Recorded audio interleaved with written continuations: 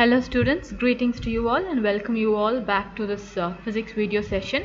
Hope you're all safe and sound, and I'm happy that almost 20 of you have logged into the Google Classroom and you have submitted your assignments. I really appreciate you all, and a request to those who haven't done it yet. Children, make use of the technology in a right way. I know it's really fun to play video games or PUBG or to watch TV, but it's also fun to learn at times. You're going to spend just an hour or so a day in learning, so please do it earnestly and do it to your fullest. You all are capable, the entire batch. This class is a very capable class. You are very there's no one in this class whom I can say that you find it's very hard for you to learn. You're all very good children. You're all knowledgeable ones. So don't waste your time, and make use of the time well, and do submit all the previous assignments and the assignment that I'm going to give you today. So we have been discussing about communication system. So this is this communication system, unit 10. It's in your second volume. Most of you would have got your book and you would have seen your book. You would have gone through it. This is and I'm sorry that you didn't get your second volume yet. Maybe we'll try to switch back to first volume, which you have. Okay, we'll complete this chapter and then we can switch on to the first volume. Unit 10, communication system. This is the second video session for this particular chapter. We'll have a small recap of what we saw in the previous chapter. In the previous chapter, I told you what communication means, the meaning of communication. That is nothing but transfer of information. And the evolution in communication, how it was earlier and how it is now. In earlier days, it took a very long time for an information to reach one place to another place which is quite far away. But nowadays it takes only seconds for messages to be conveyed, and even from the other planet we can receive the messages within minutes. So the development in communication is tremendous. The greatest development is long distance transmission in a very short possible time. And then we learnt about modulation and its types. What is modulation? You have your input signal. And you are adding a carrier signal to the input signal, and that's what you call it as modulation. And there are three types of modulation: amplitude modulation, frequency modulation, and phase modulation. We discussed about all the three. And then we switched on to the elements of electronic communication system. And the electronic communication system can be broadly divided into transmission and reception. Transmission is, I gave you an example. You are buying a gift for your friend. So you having the information and you are in the transmission side. You are sending it through a parcel service maybe, and then your friend receives it. So your friend is in the reception side. So what are the functions that are being done in the transmission side, and what are the functions that are done in the reception side? I gave you an example of how you wrap it and then you send. And what does your friend do? Your friend unwraps it.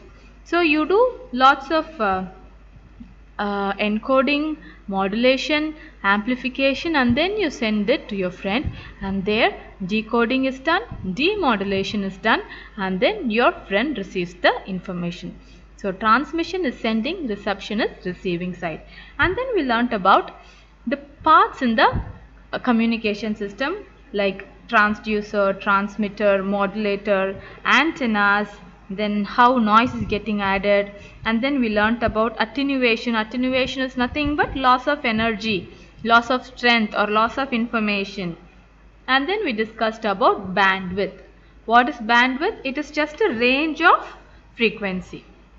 So these are the things which we discussed in the previous session, and now we'll move on to the next part of the chapter. So in this session we will be discussing about antenna. So whenever you have a communication system, you will have an antenna. If you have a broadband connection at home, run to the modem and see, you will have an antenna in your modem. But nowadays it's getting very modernized, and you don't see the antenna much nowadays. And then propagation of electromagnetic wave, and then about satellite communication, and so on. So we will be discussing about these topics right now. So we'll start with antenna. What is an antenna and why do we need an antenna? Imagine that I have a handful of pebbles. Okay, pebbles, small stones. Okay, I have a handful of pebbles and you are standing almost 10 feet away from me. Okay, you are standing 10 feet away from me, and what I'm going to do is I'm going to throw these pebbles to you and you're going to catch it. Do you think it's easy to catch the pebbles? It's definitely not, right? So it's not easy to catch the pebbles because the pebbles will get shattered. So similarly, when you are here and the receiver is here, if you simply throw your information, it will get scattered and it will not get received by the receiver. Instead, imagine that I have a bowl and I have the pebbles in my bowl, and you have another bowl and you are also going to catch the pebbles with the help of a bowl. Do you think it's possible to catch? Yeah, the number of pebbles that will reach you will increase. Same thing is happening here. See, you are sending an information. The information is sent through the antenna and it is also received through the antenna. So an antenna is necessary in the transmission side and in the receiving side. So telling so much about antennas, what should be the size of the antenna? Because it is the size of the antenna that is very much concerned about. This size of the antenna or the height of the antenna must be a multiple of lambda by 4. So if I know the value of lambda, what is lambda? Lambda is the wavelength. So if I know the wavelength of my signal, then I can design the antenna based on the wavelength. For example, h is equal to lambda by 4. So if my lambda is say 1000, then the height of the if my lambda is 4000, then the height would be 1000. If my lambda is 400, then the height of the antenna should be 100. Okay, you are able to get it. But mostly we will be talking in terms of frequency. So in that case, how I can write is, I can write h is equal to c by 4 mu. What is c? C is the velocity of light and mu is the frequency. So either I can write the height as lambda by 4 or I can write it as c divided by 4 mu. So knowing the velocity of the light, the frequency, we will be able to construct an antenna in the correct height so that we will be able to receive all the signals properly. So in order to send the signal or to receive a particular signal, we need an antenna, and for effective communication, the antenna has to be of the correct size to receive or transmit a particular signal. Okay, now we'll move on to the next very interesting topic, which is something that we come across in our daily life, or I can say every minute in our life these days. That is propagation of electromagnetic wave. The information signal or the input signal, the information that you send, are taken away after modulation from one place to another place. So in general, the carrier wave which we learnt in our FM, AM and PM, you have an input signal and you are adding your input signal to a carrier signal. In general, our carrier wave will always be a radio wave. Okay, it's a information for you to remember. So this is transmitted by an antenna, and from the antenna it has to travel a long way and reach the other antenna. Okay, so the wave is traveling from one place to another place, from the place where it is transmitted to the place where it has to be received. So what do you mean by traveling? Imagine that you are going to walk. You have to walk for say around 5 kilometers. What would happen to you? You will become tired and you lose all your energy. Same thing will happen to the electromagnetic waves. what will happen is the strength of the electromagnetic will keep decreasing as they travel.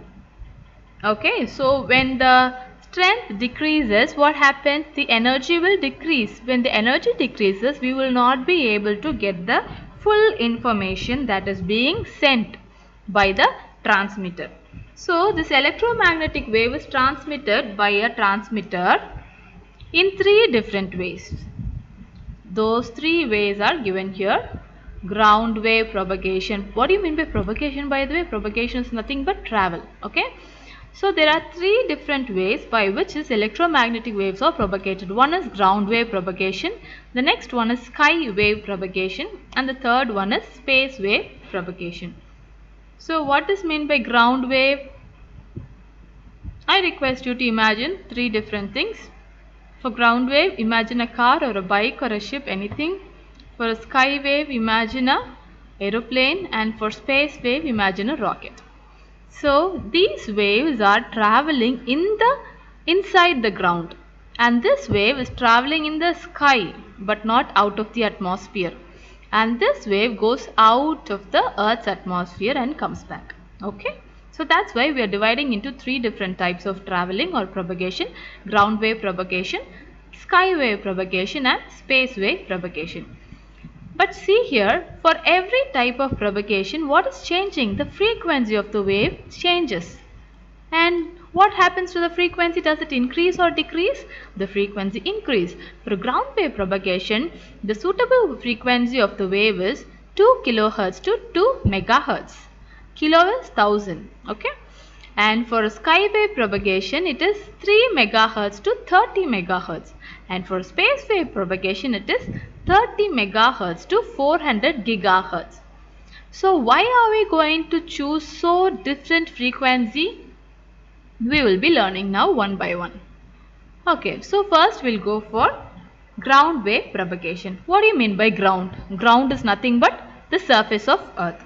So this travel is going to happen on the surface of Earth. It is not going to go beyond the Earth's surface. Okay. So when the electromagnetic waves are transmitted by the transmitter from one place to another place over the Earth's surface, then you call it as a ground wave propagation. See here, this picture is very clear. Here is your transmitting antenna and here is your receiving antenna. Both are on the ground, Earth surface, and the wave also travels along the Earth surface. So what actually happens here is, or what's very important is, the transmitting and the receiving antenna must be close on the Earth. Close on the Earth, it is on the Earth surface, and the size of the antenna, it's very important. It should be of the right size based on the frequency and the wavelength of the signal. Okay, what actually happens here is the electrical signals are attenuated over a distance. Attenuation is it's getting lost. See, I'm sending so much. I'm sending say so much here. So these three information from this part. What happens is one information is getting lost as it goes, and only two information comes and reaches here. Then I would say that there is some attenuation, some loss of information or loss of energy as the wave travels. So what happens is, if I imagine that I am moving this antenna from here to here, what will happen? The attenuation will be more. So if you want to increase the distance, so in your own terms, I can say in your own language, imagine two people are playing catch and with a ball. Okay. So one person is here and the other person is here. You have to throw the ball from here to here. So what will you do? You will throw and this person will catch. Now this person is going to move here. And now if this person is going to throw the ball, he has to throw the ball with a greater force. Only if he throws the ball with a greater force, it will come and reach. So if you increase the distance, what are you doing? You are increasing the force. Similarly here, if you are increasing the distance between the antennas, you will have to increase or change certain factors like the power. Okay, like the power of the transmitter. Imagine that you are throwing with a greater force. and the frequency of the transmitter and the condition of the earth's surface. So all these three factors are very important when it comes to increasing the distance. So if you want to increase the distance, you should consider all these factors, or else your information will get lost as it travels. And then absorption of energy by the earth. When you are transmitting a signal, your electromagnetic wave it comes in contact with the earth. Okay, what will happen if it comes in contact to the earth? It behaves like a leaky capacitor. Leaky capacitor is something that stores charges. Okay, imagine that you have a clay tumbler or clay pot, and if there's a small crack in the clay pot, what will happen? The water will keep on leaking, which means you are storing some 10 liters of water. If you go back and see, after 10 minutes you will have only 9 liters of water. You would have lost 1 liter. So what will happen is, the earth behaves like a leaky capacitor. So the frequency of the ground wave mostly less than 2 megahertz, as high frequency wave undergoes more absorption by the earth. Okay, so this earth's atmosphere will absorb it, and that is why we chose, what was the frequency that we chose? 2 kilohertz to 2 megahertz. So if I choose less than 2 kilohertz, what will happen? It will get absorbed by the earth's atmosphere. Okay, and that's why we are choosing this particular frequency. So what are the advantages and what are the applications? This ground wave propagation has certain advantages and disadvantages.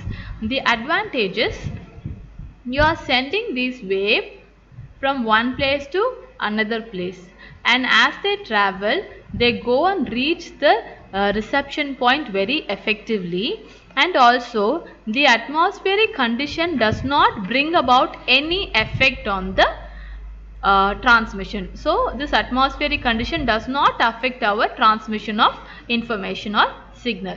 And the disadvantage is, high frequency wave cannot be transmitted, because as we saw, we are using waves of frequency 2 kilohertz to 2 megahertz, not beyond 2 megahertz, because when we are using high energy frequency, the energy loss are more because of the absorption in the earth's atmosphere.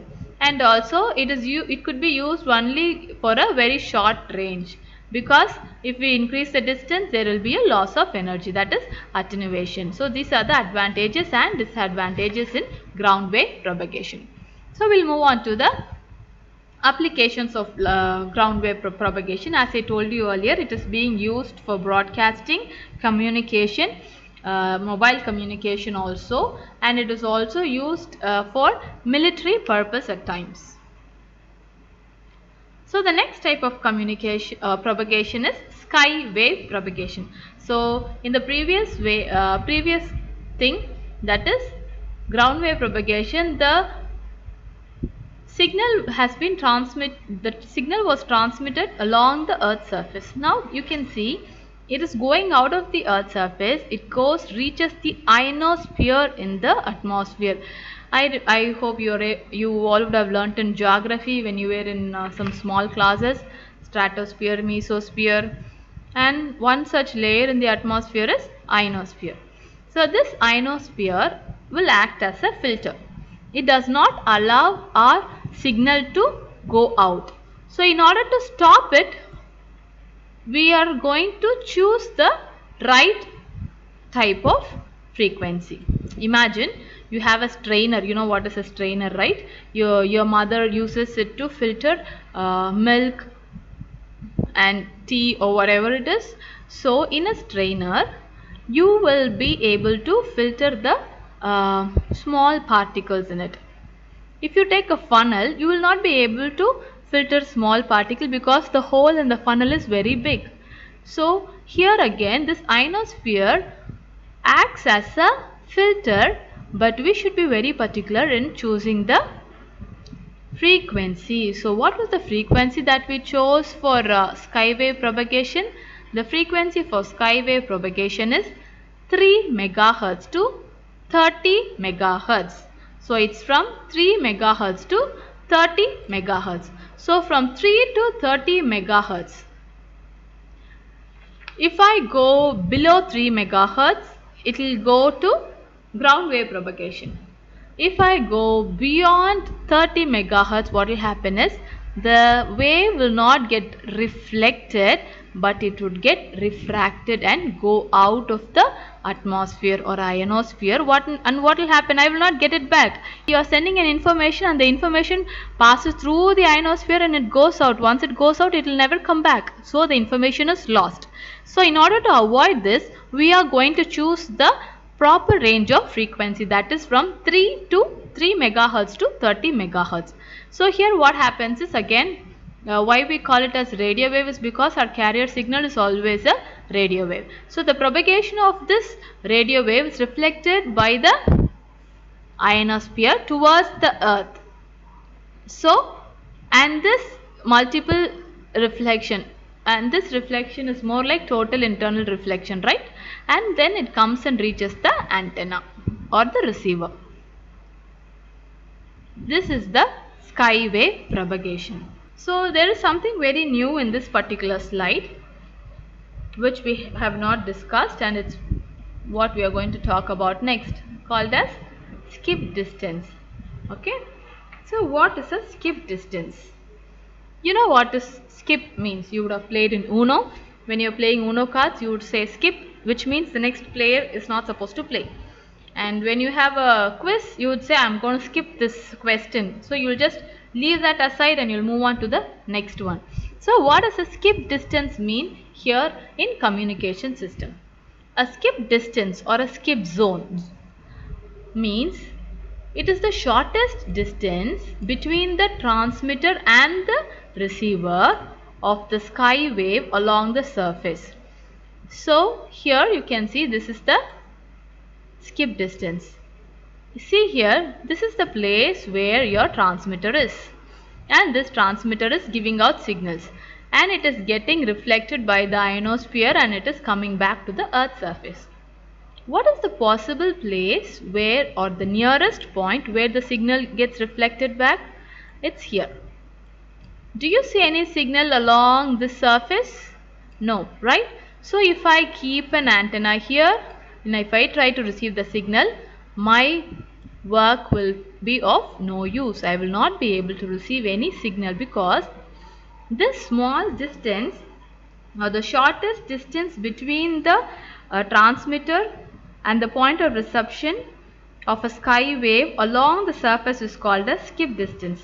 But what is very interesting about this is, it is this place where there is no reception of electromagnetic wave, okay, either in the ground or sky. So this, see here, this is the skip zone. At least here you have a ground wave propagation here and a sky wave propagation happening here. This ground wave propagation, neither ground wave propagation nor sky wave propagation is possible in this particular area, and this area is what you will call it as skip zone. And this place where you don't have any sky wave propagation received is what you call it as skip distance. So skip zone for ground wave and skip distance for sky wave propagation, place where you won't be receiving any signal. Okay. So we'll move on to the next type of propagation, that is space wave propagation. So what do you mean by space wave propagation? When I say space, you know that you are going beyond Earth's atmosphere. That's right. So the process of sending and receiving information signal through the space is called the space wave communication. Very simple. And here what type of frequency we use?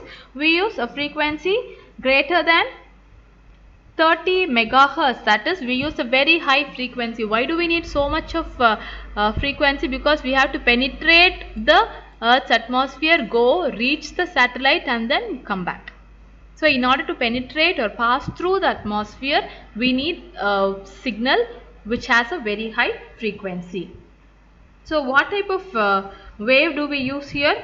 In a communication system like television, satellite communication and radar, are best on space wave propagation. You know, we are all able to see, and now you're able to listen to this particular video through satellite or space wave propagation, that is satellite communication. Here microwaves are having very high frequency and are used against radio waves due to certain advantages. So far for ground wave propagation and sky wave propagation, we use radio wave as a carrier signal. But when it comes to a space wave propagation, we are leaving radio wave and switching on to microwave because it has a very high frequency and it has larger bandwidth and it can carry more data, and it needs only a smaller antenna. Imagine if you have to consider a huge antenna, then there won't be any space for us to construct our houses. And there's one thing, there is something called range or distance. So in earlier condition we learned or discussed about skip distance or skip zone. Here the range or distance D covered, the coverage of propagation depends upon the height of the antenna. So there has to be a relation between distance and the height of the antenna. Earlier we saw the relation between the frequency, wavelength and the height of the antenna. Now we are going to see the relation between the distance and the height of the antenna when it comes to space wave propagation. And the formula goes like this: D is equal to root of 2 R H. What is D? D is the distance, R is the radius of Earth and H is the height of the antenna. So the height of the antenna in terms of distance.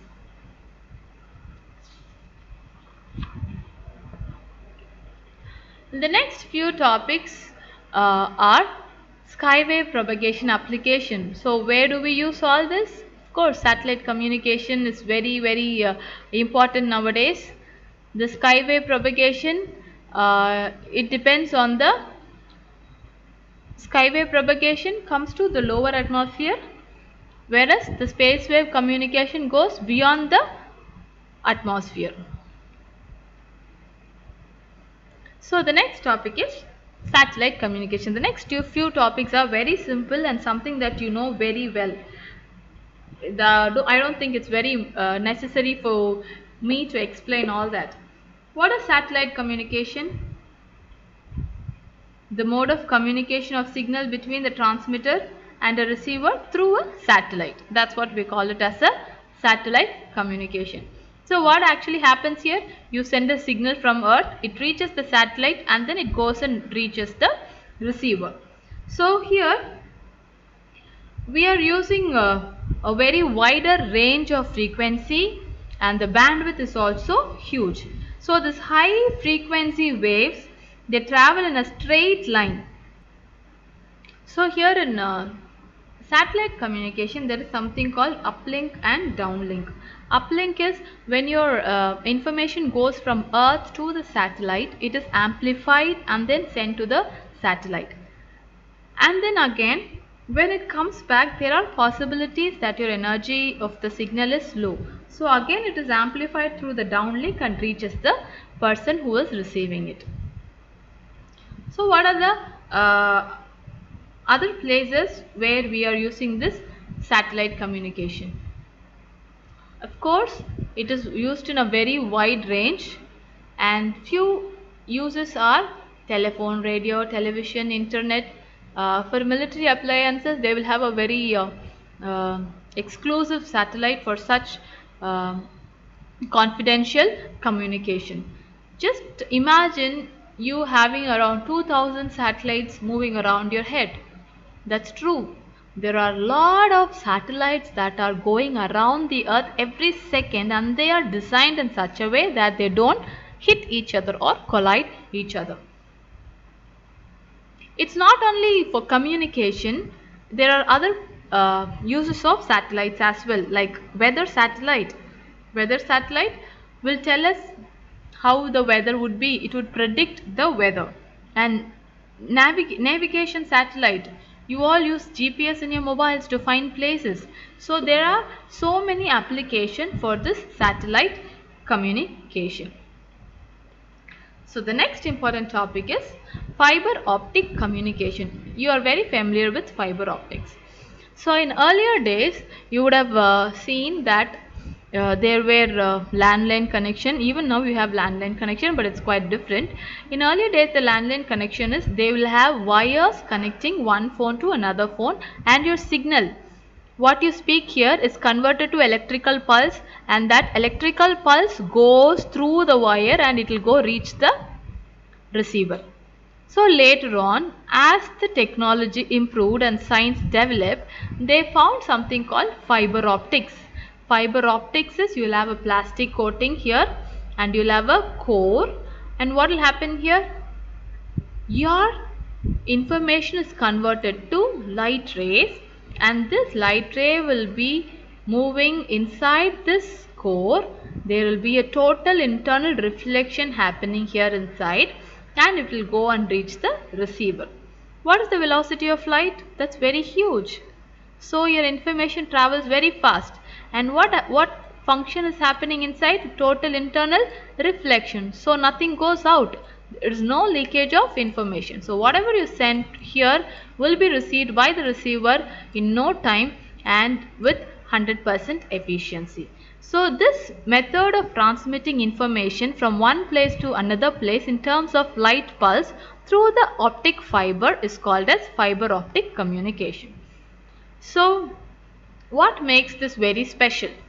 As I told you, you would have heard about trunk calls in earlier days, or you might have seen in some black and white movies people who talk trunk call, say from Tamil Nadu to Maharashtra. They will be screaming in the mobile as if the entire house or even the next house people can hear. Why? Because as this signal travels, they get lost, they lose energy. So you will have to give an amplified signal so that it goes and reach the receiver. But nowadays, do you think it's necessary? No, you can speak very softly. With the help of this, you can send the entire signal with less amplification and with less effort. And what else makes it very special is light has a very high frequency than microwave radio system. So the frequency and these fibers are also made up of silicon, which is also found in abundant in sand. So you can construct it easily, you can send it quickly, and you can send it efficiently. And the very interesting thing is you can have multiple channels in a single optic fiber cable. So an optic fiber cable is not electrically conductive because it is made of core and cladding, and it is made of plastic, so it's all insulator, so it's not electrically conductive, and so it is placed in places where multiple channels are to be laid and isolated. That is, you can send many signals but without any mingling, or they never get clustered. See here, this imagine this is an optic fiber cable, and see how many are inside. So there are many advantages when it comes to optic fiber. That is, the resistance to noise, that is, nothing can get added to it. It has a huge bandwidth and a higher carrying capacity, no attenuation. It goes and reaches very efficiently. But of course, there are disadvantages. That is, its fragility, its cost and maintenance. That's pretty costly but very efficient.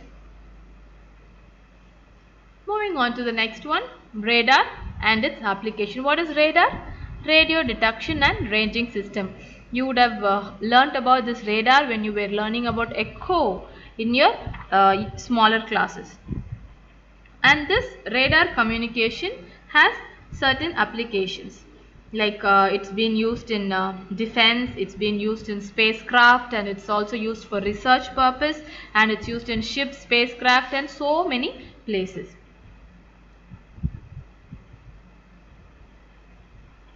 But how does this radar happen? You send the signal, it goes, reaches, and then it comes back.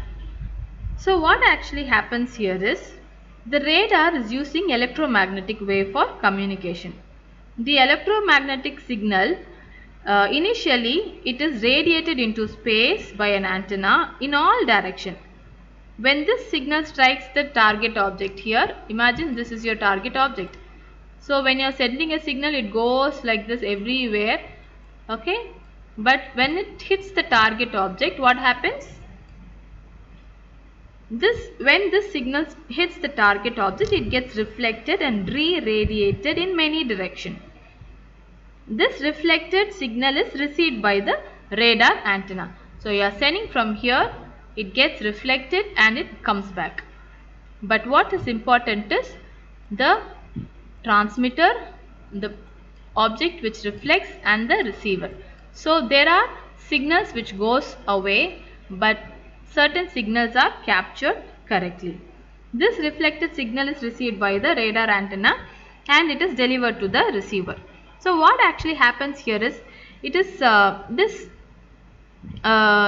signal is then processed is nothing but amplified, because as it goes out and comes back during the process of reflection, you would have lost some energy, so it is amplified and it is being sent to the receiver. This range, or the range is, you are transmitting a signal, you will calculate the time, and you will also find when the signal is being received. So with this time you will be able to calculate the distance. So it's nothing but, or distance or range, okay, it's nothing but more like echo. And this radar has many applications in militaries, in ships, to rescue people in such emergency situations, and it is also used in meteorological observation. Okay, the next one is mobile communication, something which you are well versed during this lockdown period. What is a mobile communication? When you are communicating from a person, when the communication happens between two people in two different locations, then you call it as a mobile communication. And then this mobile communication could be of two types. One is with wires or without wires or cables. And there are of course many applications for mobile communications, like personal communication. You can have a voice communication with them. You can even talk to people from one place to the other people in the other side of the globe within seconds. And there is something called internet, in which you can send so many informations in terms of pictures or videos or voice messages. And then there is something called smart classrooms, online classrooms, and online monitoring the student activities, something which we are trying to learn and exhibit. So everything comes under mobile communication. And the next one is internet. I don't think I have much to explain about this. It's something you know very well. World Wide Web, a very large compound in which the communication is very rapid and very efficient, and it's being used vitally throughout the world by every people. Even uneducated people are using internet to download the videos through WhatsApp, and people are gaining knowledge through it.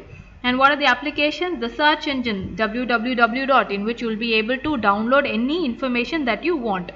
And it is also used in communication, not just in a personal communication, but also for secured level communication, also like militaries and spacecrafts. And then there is something called e-commerce, buying and selling. It's also happening through the internet. Banking is happening through the internet. So internet plays a very vital role in every person's life these days. And the next one is called as global positioning system, or in short I can call it as GPS. What is GPS? Finding the location of a person, or finding the location is something what you call it as GPS. Nowadays your mobile GPS shows the traffic, and it also shows bridges, and it will show where you have to turn, it will tell you where you should stop and everything. So this GPS system works with an assistant of a network of satellite, not just one satellite but a network of satellite. Imagine a satellite is here, okay, this satellite cannot answer a person who is over there and finding the route to his friend's house. So this GPS works with a network of satellites. So that's why I said right above your head you have around 2000 satellites moving. So you have a large group of satellites, and this helps in positioning, global positioning, and it is also used in many other it has many other applications too.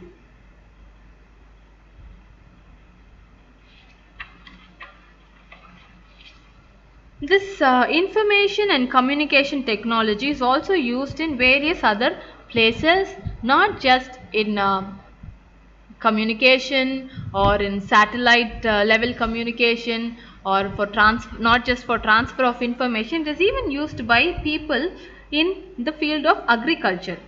How does it help in agriculture? It enhances the productivity, improves the living standard of farmers, and it helps to overcome the challenges that they face. How does it do? It helps them. It helps them to optimize the use of water, and certain sophisticated technologies like robots, and nowadays you can go find the quality of the sand and you will know what type of sand you should plant there. The geographical information system are used by the farmers to decide the suitable place for certain species of plant. So it's being used for agriculture, it is used for agricultural purposes, and it is also used for fisheries. How can it help in fisheries? It helps in finding the fishing zone where you should go and fish, and it is also helps using the barcode. You know what a barcode is. The use of barcode helps identify time and data of catch, the species, the name of the fish, in what species it belongs to, and what would be the quality of fish. And it is also used for mining. You know what is a mining? Coal mining, gold mining. So it's also used in mining. It helps to avoid disasters, and it helps us to locate the mining place properly where it's the right place, and it also helps to find the information and this information communication technology provides audio visual warning to the people who are trapped underground, and it also helps in connect remote sites. There are places where it's very difficult for us to go and reach, but the mobile signals does reach those places. So these can reach the unreachable, and it can help the people who are hopeless. So using such technologies in a right way can lead to a very good development of our country. So children, you have this communication system right in your hand, in terms of your mobile, in terms of your laptop, or in your television, the radio that you hear. Everything comes under communication system. Use it wisely and use it well. Use it for the goodness and use it to obtain knowledge, not to kill your time or waste your time or to irritate your parents. Okay. So with this we are completing this chapter. I will be posting the study material for this chapter in the Google Classroom. I request you all to download it and learn. So we have completed this chapter 10 now. I request you all to listen to the video. I don't think it's a very difficult chapter. It is something that we are doing in our day-to-day life. So it's a very simple chapter. So learn it well. Listen to the video again and again. I request you all to be good as you stay home. Don't irritate your parents. Obey them, because obeying them will bring you a lot of blessing. So don't irritate your parents. Be good. Use your time wisely. There are only few people who have submitted in the Google Classroom. I want everyone else to get registered in the Google Classroom and use it well. So kindly take some time, listen to the videos again and again if needed. Take down the notes, post it in the Google Classroom, download the study material and learn. You will be having some online test in the future. So thank you children. Take care.